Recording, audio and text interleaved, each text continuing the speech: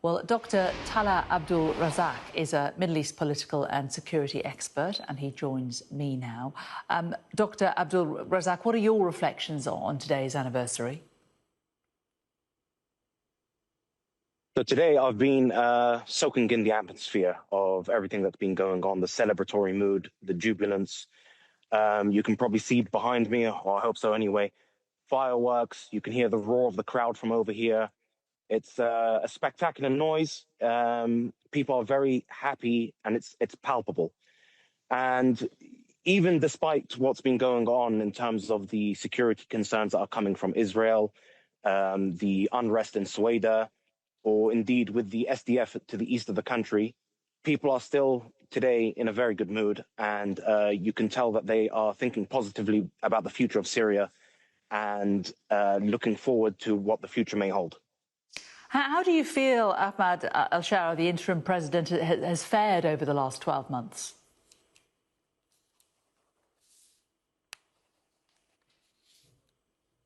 I think with regards to President Ahmad al-Shara, he has done, to be honest, a phenomenal job. He's someone who has reversed the diplomatic isolation of the Syrian state. He's brought together disparate factions and made them all come together, with the exception of a few holdouts. And he is starting to reintegrate Syria, not only into the regional fabric, but also into the international community.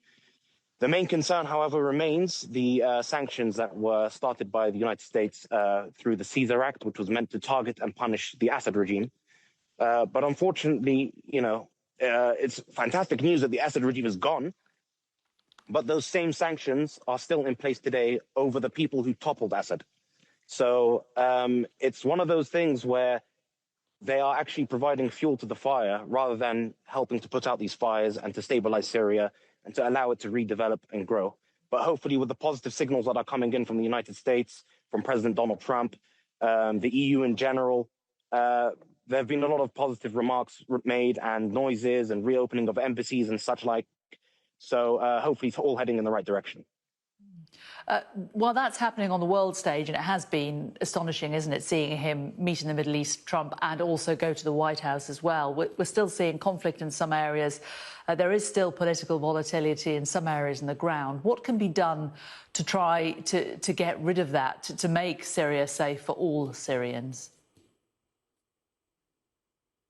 Well, I mean, this is the thing. Again, we go back to the sanctions. So right now we have a system of 6-month waivers, and any major corporation or infrastructure investment is going to need more than a 6-month guarantee of sanctions reprieve. So we're looking at a full repeal of the Caesar Act in order to allow the development money to come in and to redevelop this frankly shattered country.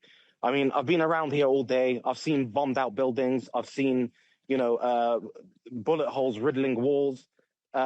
Despite everything else that's going on, despite the life in the city itself and beyond its climes, but there is still a very heavily war-scarred terrain.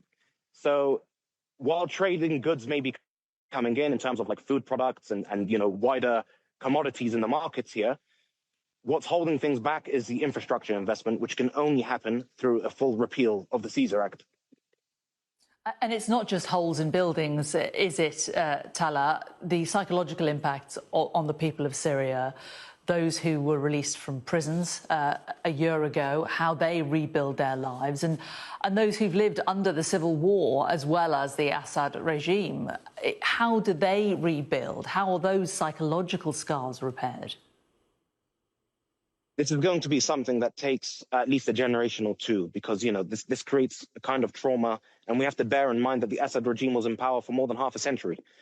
It's not so easy to shake this off, but with the positivity that I've been seeing, I feel that the people of Syria have a kind of an optimism about their own future, and that helps with the healing process, no doubt.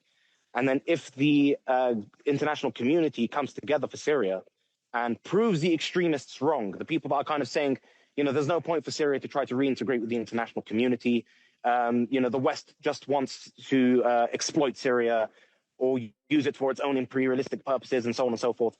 If the West actually proves them wrong and says, no, we're actually interested in stabilizing Syria, redeveloping Syria, making it a strong, stable anchor point for the entire region and as an example for the region to follow, then that is going to have a palpable and visible effect on the psyche of the people for sure. Do you think it's really safe for those who fled Syria to return yet? Unfortunately, no. And that's, again, largely due to the damage that's affected the infrastructure, including housing, residents, services such as sanitation, water, gas, electricity. While the latter is improving, it doesn't matter if you've got electricity coming into the cities if there are no houses for people to live in. So again, we need to emphasize the kind of reconstruction of Syria, and that would actually encourage people to come back because they do want to contribute to their country.